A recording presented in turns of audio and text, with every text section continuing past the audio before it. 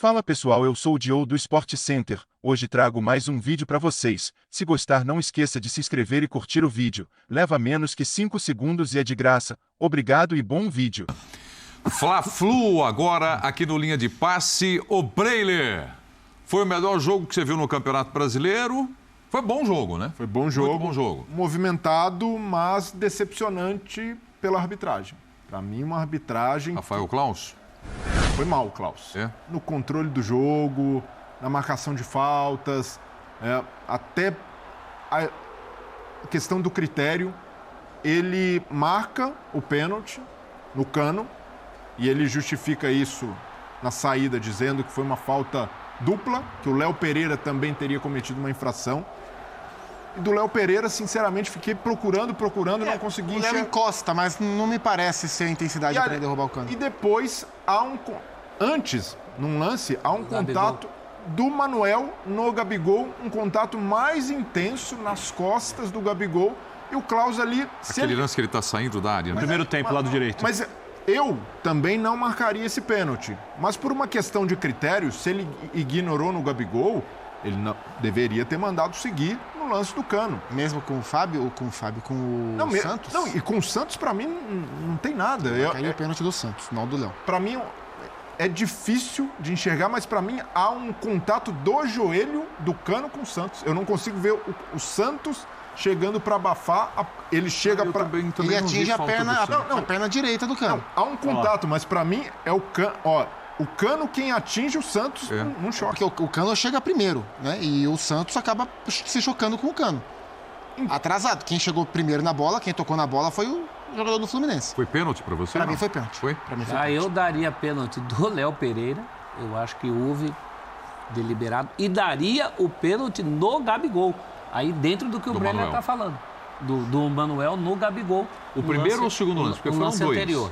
O lance anterior ao do pênalti para o Fluminense. Agora, esse jogo não achei o melhor jogo do campeonato, mas achei um jogo interessante, porque fazia tempo que a gente não via o Flamengo titular, em que pese a diferença de olhar para os campeonatos, como o Birner destacou no começo, do Flamengo, mesmo com o time principal olhando para o Brasileiro e para as Copas, mas fazia tempo que eu não via esse time, o time A do Flamengo, fazendo um jogo que era equilibrado, que ele teve dificuldade para se impor como costumeiramente se impõe.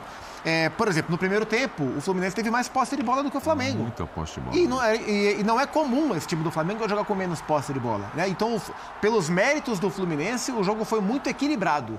E é interessante ver esse Flamengo confrontado com um jogo equilibrado. O Flamengo teve momentos, aí nesse gol o Fábio falha, né? O Fábio sai mal. Mas foi um monstro no jogo. Foi, pegou a bola do Arrascaeta, que ele pegou maravilhosa. Não, pegou muito. 3 chutes do Arrascaeta em defesas incríveis. E eu achei interessante nesse aspecto. O primeiro tempo o Fluminense conseguiu ter mais posse, dificultou o jogo para o Flamengo. Não teve ele, Fluminense, muitas chances, né? O Fluminense bateu 2 bolas no gol no primeiro tempo. O chute do Matheus Martins, que o Santos rebate, e comete o pênalti que o Ganso marca. Mas o Fluminense conseguiu segurar o equilíbrio. Zupac, eu falei de arbitragem, então, aproveitar que a gente está mostrando. Para mim, mais uma atuação confusa do Klaus nessa confusão. Das expulsões? Ali, o Felipe Melo começa a treta toda. Ele dá um empurrão no Marinho. O Marinho dá um empurrão no Felipe Melo. E aí o Felipe Melo empurra de novo o Marinho. Ele chega com um vermelho para o Marinho, que pra mim, no máximo, seria um cartão amarelo, porque empurrão, trocou ali. E porque cometeu uma falta feia no Ganso. Não, talvez por isso. Sim. Encerrou ali, se ele quisesse contemporizar. Isso porque jogou 3 minutos. E dá um vermelho para e dá um vermelho pro Manuel só ali para vou compensar pro outro lado. E o Felipe Melo não é expulso. O Felipe Melo que começou tudo. Isso ficou feio. Dá a impressão que ele evitou o caso Felipe Melo. Não, ele isolou o Felipe Melo, que foi o estupim de tudo. Não, é um absurdo, né, o Felipe Melo ter continuado em campo depois de tudo que fez. E até o Felipe Melo tem esse ar provocador, o cara que causa ali, ainda mais com o Flamengo, num clássico. O Davi Luiz ali depois. Então, se ele chamou pra briga. Se ele adota o critério de ser rígido, o mínimo que deveria ter feito era expulsar o Felipe Melo, e que ficou evidente para todo mundo, e ele teve a chance de olhar no VAR ainda, de conferir, e não expulsar o Felipe. Mas aí a culpa não é dele, do VAR, né? Se o VAR não avisa para ele olhar o Felipe, ele não tem que olhar o Felipe. Pois é. A arbitragem como um todo, para mim, e aí estou repetindo aqui, o Zupac entende que foi pênalti, mas para mim não foi nada no Cano. E se ele adotou o critério de pênalti no Cano, deveria ter marcado para o Gabigol. E aí ele foi acumulando ali. Os jogadores começaram a ficar irritados com a postura do Klaus e foi deixando esse jogo mais acirrado. E essa confusão só acontece por isso. Ali já estava com ânimos exaltados muito pela conduta do árbitro, de como ele levou esse jogo. Então vejo que... E aí, para mim, na minha visão, o Flamengo prejudicado pelas decisões, não só pelo pênalti, marcado a favor do Fluminense, mas pelas expulsões sem critério. Ele expulsa Cebolinha e Marinho no momento em que o Flamengo precisava de atacantes para tentar um empate. E até a expulsão de Cebolinha, para mim, tem ali uma mão... Mas também é discutível. Dava para levar de outra forma se ele não tivesse se atrapalhado em outras decisões. Esse é um dos lances, né? Esse é o lance do Manuel no Gabigol. No Gabigol, esse foi já um do segundo tempo. Esse aí não foi nada. Ô, Birner, e o trabalho do Fernando Diniz, hein? Mais posse de bola no primeiro tempo, saídas no primeiro tempo. Eu não me lembro de nenhuma saída assim longa, né? De bola quebrada do goleiro, de zagueiro. É porque ele tomou um gol assim ali atrás. Foi na Copa do Brasil. Vamos partir de referências. Primeiro, ambos os times jogaram no meio de semana, porém o Fluminense jogou na quinta. O Flamengo vem poupando jogadores no meio de semana, nos finais de semana anteriores. O Fluminense veio usando o time principal. Sempre. O Flamengo tem mais elenco que o Fluminense. Ninguém discute, nenhum torcedor do Flamengo trocaria o seu elenco pelo do Fluminense. Eu acho que qualquer torcedor racional do Fluminense trocaria o seu elenco pelo elenco do Flamengo. Os times que entraram em campo, quando a gente fala de técnica individual, são incomparáveis. O Flamengo entrou com um time muito superior no potencial. E no primeiro tempo, exatamente porque conseguiu ter mais a bola, porque faz parte da sua ideia de jogo muito bem trabalhada, o Fluminense tornou o jogo difícil para o Flamengo. Acho que o segundo tempo do Flamengo foi bem melhor que o do Fluminense. E ali eu acho que o Flamengo, aí o resultado é do jogo, os lances são discutíveis, perfeito, mas acho que o Flamengo jogou mais que o Fluminense. Eu não tenho como exigir mais do Diniz. Se o Dorival tivesse há mais tempo no Flamengo, eu estaria exigindo uma continuidade na evolução, porque eu volto a dizer... A dupla de zaga o Dorival escolheu, o Rodinei passou a jogar com o Dorival, o Everton Ribeiro achou uma posição onde ele funciona melhor com o Dorival. A linha, esse 3-1-2 funciona, foi uma ideia do Dorival. O Pedro começou a jogar muito e é o principal jogador, por enquanto, do Flamengo na temporada, junto, talvez com o Arrascaeta, talvez tenha uma discussão ali, depois que o Dorival chegou. Então, se o Flamengo está nas duas decisões das Copas, é porque o Dorival está lá. Então, elogios ao Dorival. Mas eu sei que o elenco pode render mais. O do Fluminense não pode. Então, para mim, o trabalho do Diniz é um trabalho que a gente tem que elogiar, aplaudir. Está na hora de virar essa chavinha da turma do anti-dinizismo. É preciso entender que ele fez um bom trabalho no São Paulo, que ele fez um bom trabalho no Fluminense, que ele é um técnico que está crescendo, melhorando cada vez mais. Não sei se vai continuar, se não vai continuar, mas o tamanho das críticas ao Diniz, para mim, tem muito a ver com o fato de ele não fazer aquilo que todo mundo fazia antigamente, e por algum motivo, e aí cada um tem o seu, dos que criticam ele de maneira muito agressiva, intensa, porque eu discordo de algumas decisões do Diniz também. E às vezes eu tenho críticas às coisas que o Diniz faz. Ele mexe no conservadorismo. Ele mexe demais e as pessoas se irritam demais com isso e aí... Aconteceu. Futebol precisa andar, alguém precisa mexer. Olha o nível que está jogando o Samuel Xavier, né? Ele colocou, assim, embora não seja uma unanimidade, nem sempre joguei bem, mas ele colocou ali o Caio Paulista de lateral esquerdo e, bem ou mal, funciona. O Manuel, embora tenha sido expulso, o Manuel fez um bom jogo. Muito, né? Fez um bom jogo. Tecnicamente, é um jogador que cresceu com coragem para tentar um drible, para acertar um passe, agrega repertório ao jogo jogadores. Exige isso dos dois zagueiros, dele e do Nino, né? Hoje, no segundo tempo, o Fluminense, de fato, não foi melhor do que o Flamengo. O time ficou retraído no segundo tempo. E aí o Flamengo passou a apertar mais. Na hora que o Fluminense conseguiu sair no segundo tempo, foi a hora que ele manteve a bola no campo de ataque e fez o segundo gol. né? Porque o Fluminense sofreu no segundo tempo. A hora que o time conseguiu sair, manteve a bola lá na frente, marcou o segundo gol e, na minha visão, venceu o jogo sim, com justiça. E por mérito de uma boa mexida dele, colocando o Natan nesse momento. Sim.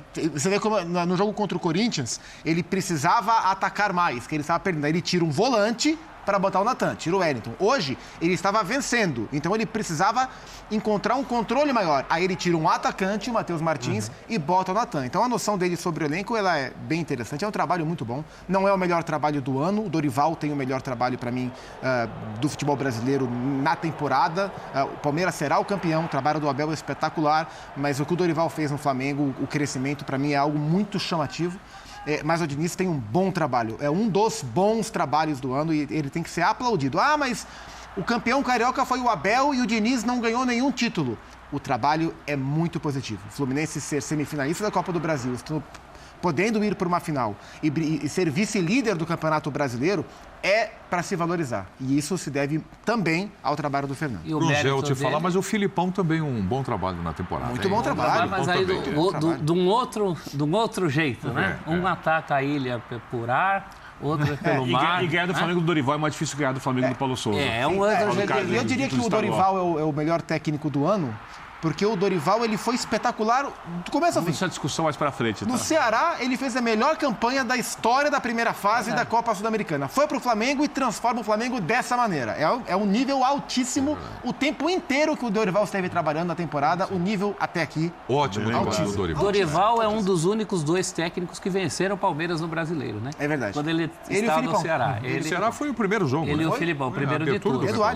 Mas o mérito do Diniz foi hoje, e acho que será sempre, digo sempre, porque quarta-feira, por exemplo, ele foi criticado, a gente falou de críticas ao Diniz, né, quando ele entra com o Wellington, aí realmente, na minha concepção, seria dos volantes que ele tinha para substituir o André, o que tem menos características e dá o jogo que ele vinha desenvolvendo. E o André volta hoje e é um monstro no meio campo. Ajuda muito.